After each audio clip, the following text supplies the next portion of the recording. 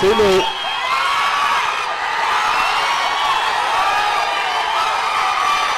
ఈరోజు మన పార్టీలోకి కాదు రావడం, ఈరోజు మన కుటుంబ సభ్యుడిగా, మనలోకి ఒకటిగా, మనలో ఒకటిగా, మన దగ్గరికి మన కుటుంబ సభ్యుడిగా వచ్చాడు. శ్రీను భవిష్యత్తు నా మీద నమ్మకం ఉంచి నా చేతుల్లో పెట్టాడు. శ్రీనుకు అన్ని రకాలుగా న్యాయమే చేస్తాను, మంచే చేస్తాను అని ఈ సందర్భంగా అందరి సమక్షంలో కూడా చెప్తా ఉన్నాను. రేపల్ల నియోజకవర్గంలో మోహన్ యువకుడు, ఉత్సాహవంతుడు, బాగా గట్టిగా కష్టపడడానికి ముందుకొచ్చాడు.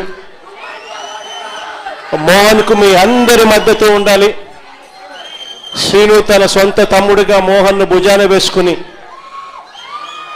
మోహన్ను గెలుపు బాధ్యతలు కూడా శ్రీనునే తన భుజస్కంధాల మీద వేసుకుని తను గెలిపించే బాధ్యతలు కూడా తీసుకుంటా ఉన్నాడు. శ్రీను చేసే ఈ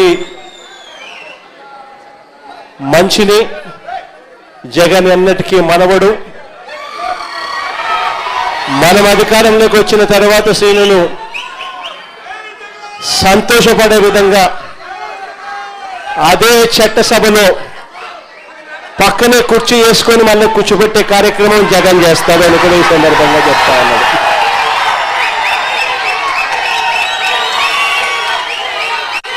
చాలామంది నాయకులు వచ్చిన ఈ సందర్భంగా, చాలామంది కార్యకర్తలు వచ్చిన ఈ సందర్భంలో బహుశా అందరినీ కూడా కలవలేకపోవచ్చేమో. ఎందుకంటే ఇన్ని వేల మంది వచ్చారు కాబట్టి అందరినీ కూడా కలవలేకపోయే పరిస్థితి ఉంటుంది.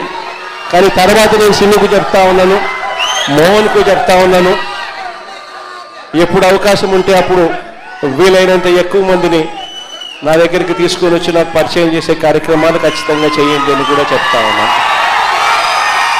ఇప్పుడు కూడా మీ అందరి అభిమానానికి, మీ అందరూ నా మీద పెట్టుకున్న నమ్మకానికి, వైఎస్ఆర్ కాంగ్రెస్ పార్టీని గెలిపించాలి అని చెప్పి ఆరాట పడతా ఉన్న మీ అందరి తాపత్రయానికి మనస్ఫూర్తిగా వచ్చిన ప్రతి సోదరుడికి, ప్రతి అక్కకు, ప్రతి చెల్లెమ్మకు, ప్రతి పెద్ద ఆయనకు కూడా మనస్ఫూర్తిగా రెండు చేతులు జోడించి పేరు పేరున హృదయపూర్వకంగా నా కృతజ్ఞతలు కూడా తెలుపుకుంటా ఉన్నాను.